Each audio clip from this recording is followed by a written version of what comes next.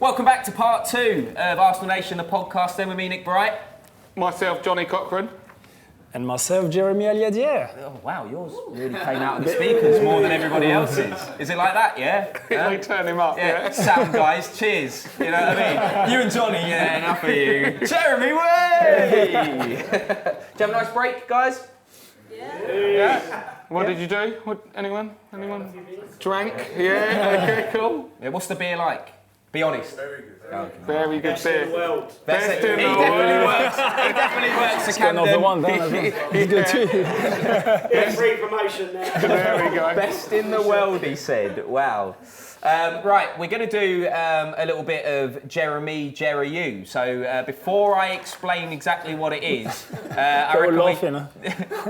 don't worry, it's coming. It's coming, guys. We're going to hear the jingle. Jeremie Aliadiere.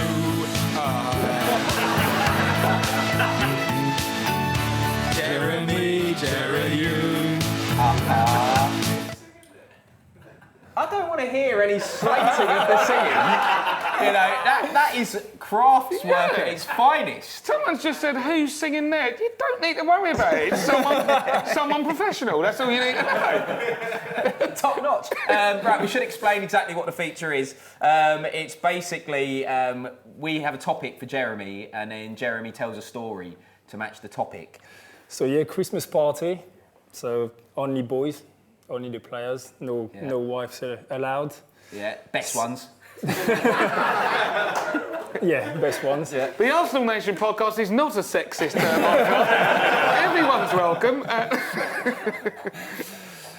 So we were going to a restaurant, rented the old downstairs restaurant. So all the boys. Thierry was the captain at the time. Just name dropping like that. Listen to him. Can I just check? Is the restaurant McDonald's? Yeah. No, Right, it's not okay, McDonald's. No, Where is the restaurant? You don't have to say what it's called, but where is it? in Piccadilly Circus. Okay, so it's proper. Yeah. It's Right. like central London. Right, okay. Yeah.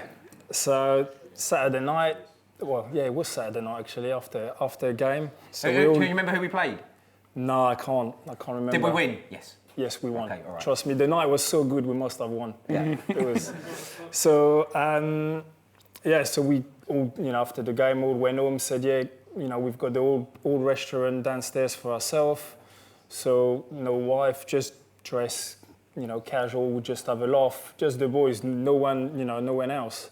So, all me at 8 o'clock on Piccadilly, Circus, and just at that spot, everybody waits there. 8 o'clock, so we're all there, all waiting for Freddie.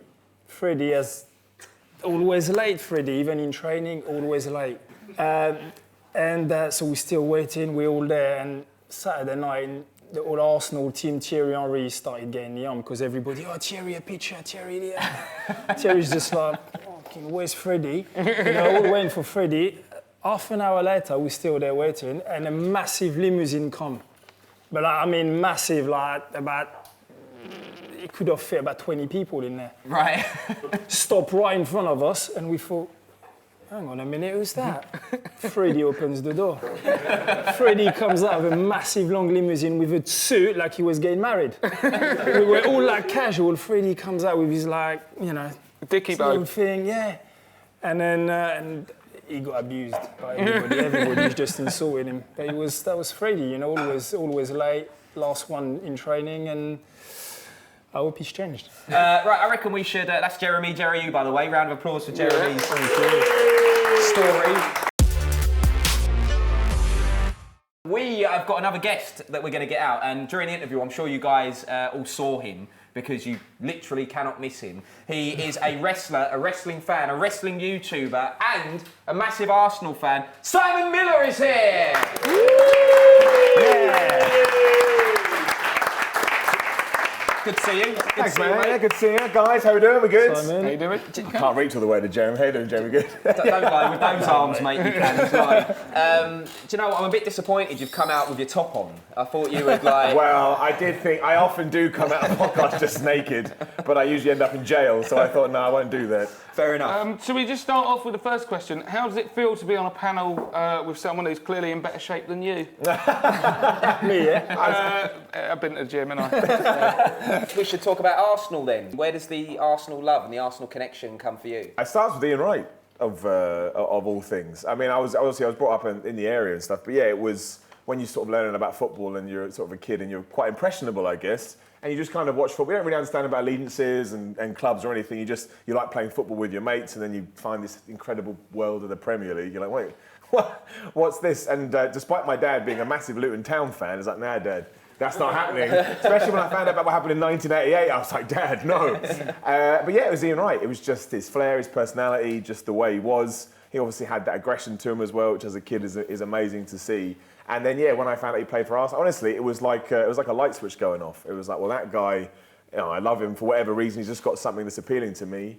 And yeah, I was a gooner from that day on. To the point I used to, for every birthday or Christmas, I would tell my parents to get me any number 8 merchandise. I've still got T-shirts at home, just with Ian Wright's face emblazoned on them and stuff. I'll never get rid of him. Righty will love that as well. I mean, we all know his personality. He'll be absolutely loving that. And there's a few people in the audience who were nodding when you mentioned Ian Wright, because I know so many people who support Arsenal because of Ian Wright. You do. You fall in love with the personality and the cult of certain players. One thing we've never really talked about, Jeremy, in terms of, like, obviously you're an Arsenal fan now, and that's come from you playing for Arsenal. Did you support another team when you were in France before Arsenal? Was there another team that you loved? I supported Pires because that's where I'm from. But as a team abroad, always been Arsenal. Even as a kid, even before joining Arsenal, from the French connection, obviously having Wenger, Petit, Vieira, it was always the team that the French, used to support and love to watch. Did you know about Ian Wright when you were in France? I did, but he was not the player compared to you guys. Sorry, but he was not the player that started make me love the club and like Arsenal. Yeah. But it grows from there as well, doesn't it? So Bergkamp was in, and all these other Petit and Vieira coming in. By that point, it's just like, well, I'm hooked. Yeah. Nothing else is happening. Right, we're short on time, so I'm conscious of that. But I want to go back to wrestling quickly because this man, right? It always fascinates me because he comes on Arsenal Nation Live, which is the show that we do on a match day.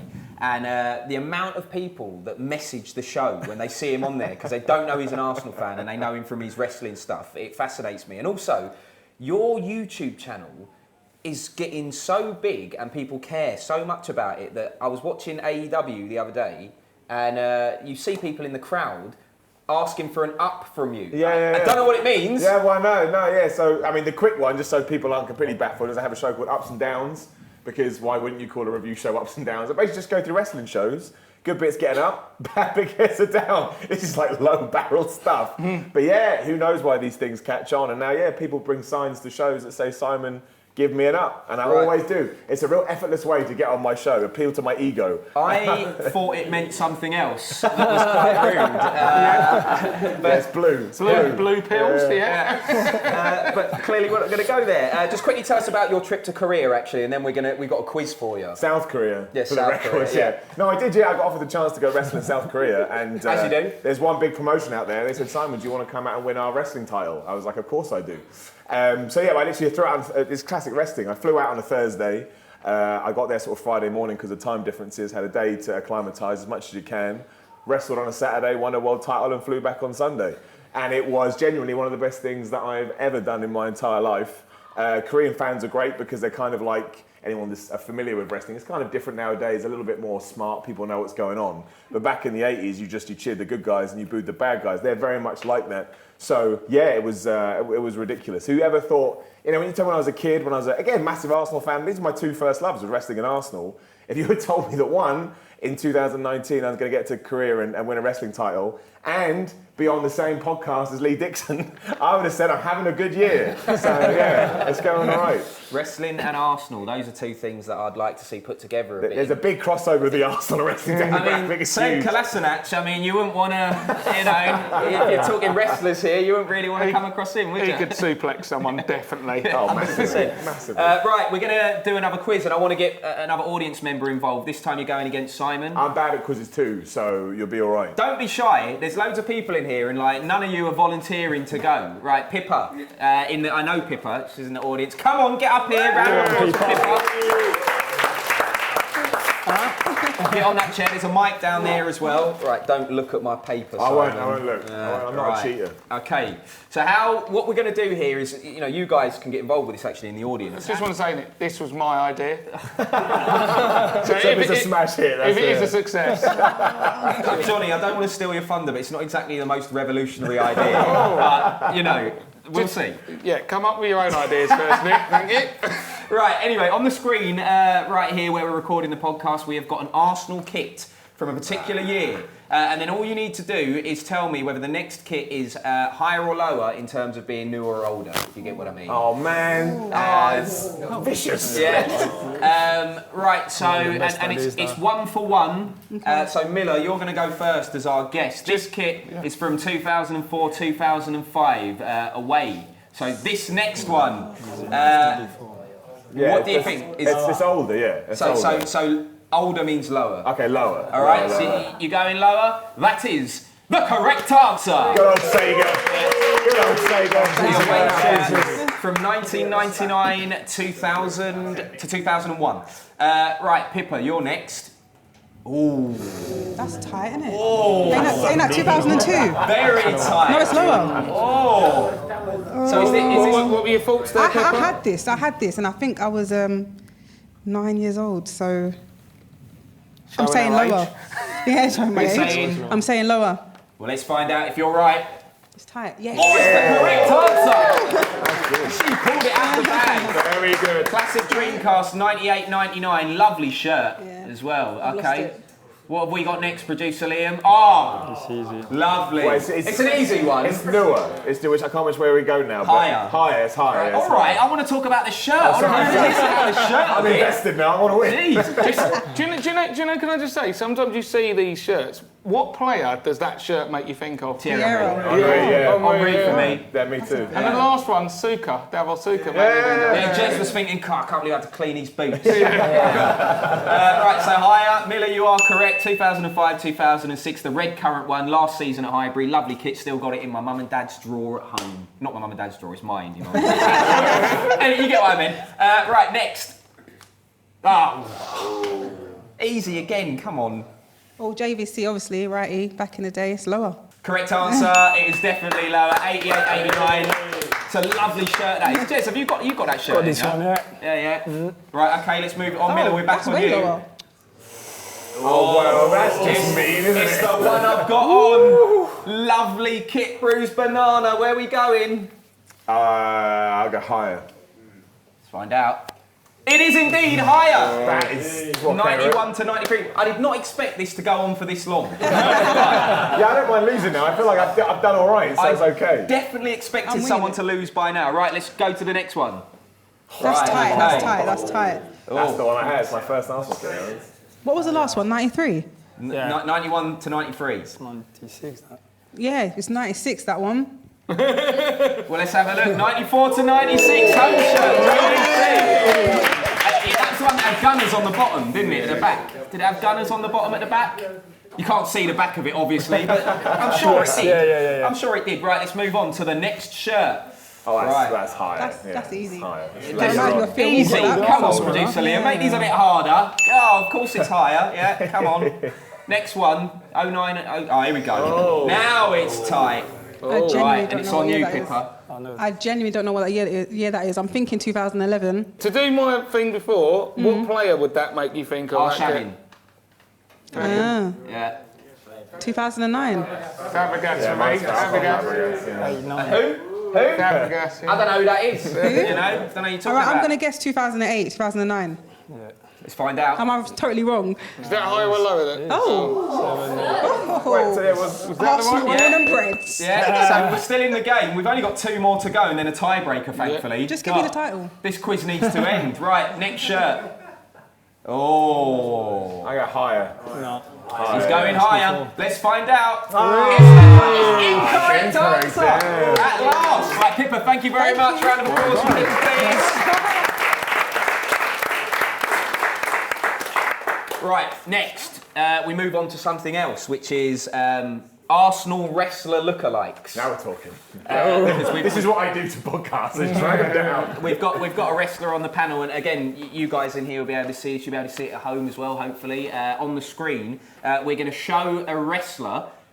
Hopefully you'll be able to tell us a little bit about I'm really the wrestler. worried I'm not going to know him. Imagine, that's the end of me. And then producer Liam has decided that this wrestler looks like a particular Arsenal player, and then we're gonna see who that player is, I believe. So let's go in. Okay, that's Carlito. Who? His name Carlito. He used to. This sums up wrestling. So his way of annoying opponents was he'd chew an apple and spit it into their face because they weren't cool. That's literally what he used to do. Is he the Intercontinental Champion then? That is the Intercontinental Championship. Still got it. Yeah, Still got it. But yeah, he hasn't been around for a while in WWE. Right. But who does he look like, basically? Yeah. Who does he look like, guys? What are you saying?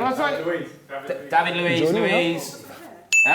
David Luiz is the correct answer. Right, well done. Anyone else noticed he looks like a less in shape Johnny Cochrane? Right, next, who have we got? Oh, look at his neck. Who on earth is this guy? That is Kurgan. We haven't seen him for a long, long time. Yeah, he was one of these dudes that becomes a wrestler for the reason you just reacted. Because in WWE, there was a time where to be a wrestler, you just wanted to stand out in airports. That was the thing you had to have on your CV. Do you stand? He was about 6'6", 6'7", yeah, and looked like that. So who he looks like? That's a. Who do we think he looks like? Kolasinac. Kolasinac. Kolasinac. Let's have a look. No! Surprise! Someone did shout it. Right, let's. How many more of these have we got? I don't even know. 2 more to go. Right, let's have a look at the next one. That's Sammy Guevara. So he's an up and coming guy. Like he'll be everywhere in a few years. Right. He's wearing his dad's jacket there. In terms of who he looks like, again, do you know what he looks like? Can you guys and girls remember? Maybe different for girls, but guys definitely. Can you remember when you used to go out clubbing when you were really young and you'd wear your dad's shirts? That's what he looks like. He looks like Jeremie Aliadiere when he first got his Arsenal shout. Maybe it is Jeremie Aliadiere. Let's have a look. Can't be me. That's really good. That's really good. I thought more Tierney. I thought something Tierney. Liam, were you wearing your glasses for that one, mate? Right, next, last one. Oh, that's the British Bulldog. Legend. I think most people in here know who that is. Yeah, most successful British wrestler ever, I would say. Yeah. Who do we think he looks like? That's a great question. I'm going to say Kolasinac. Is Someone up earlier.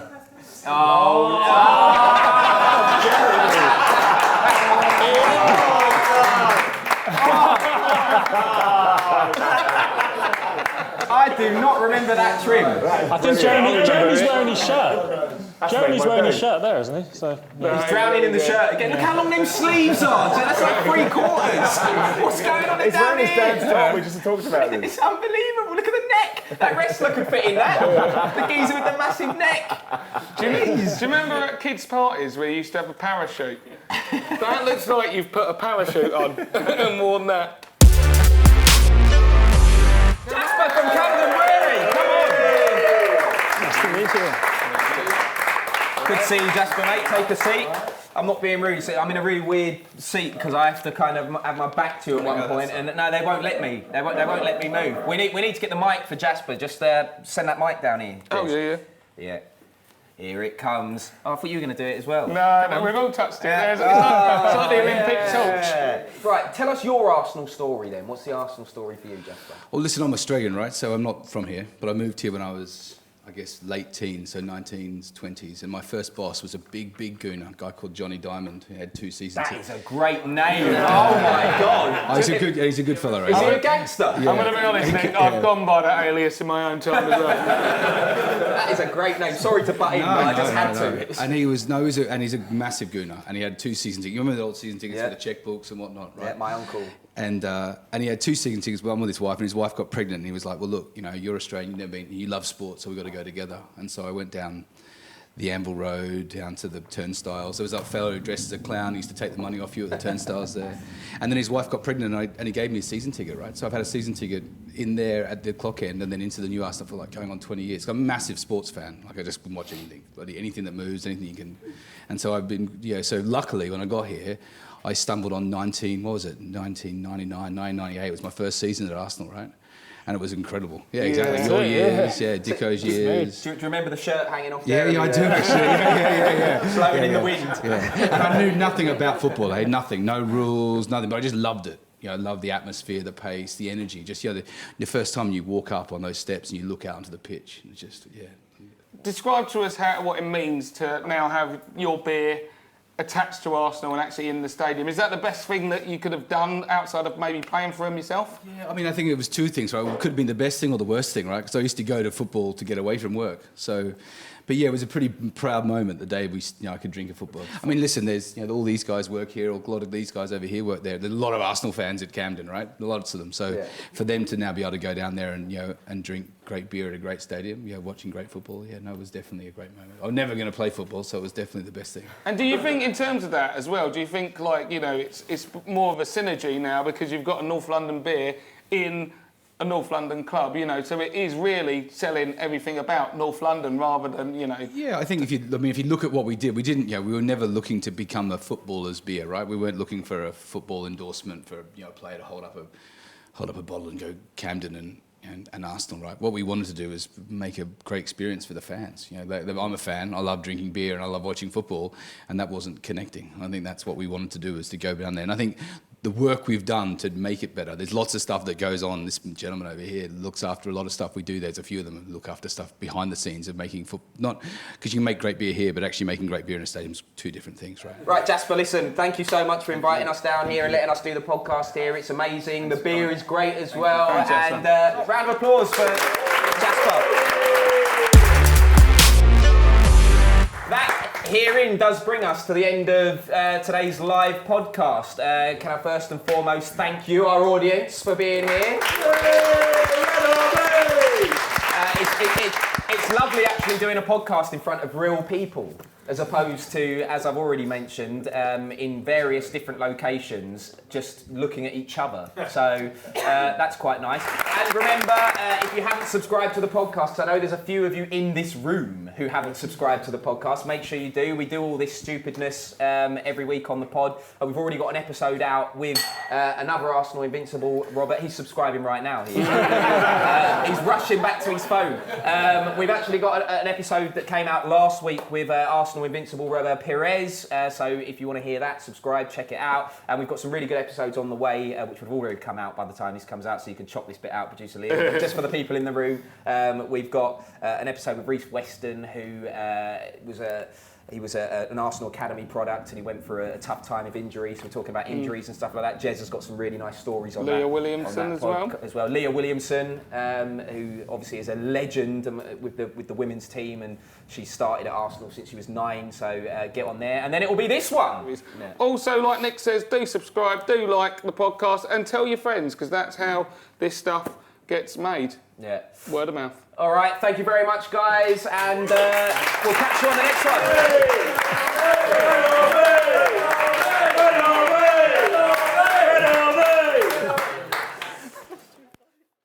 Look at all of that. It's beautiful. Just check it.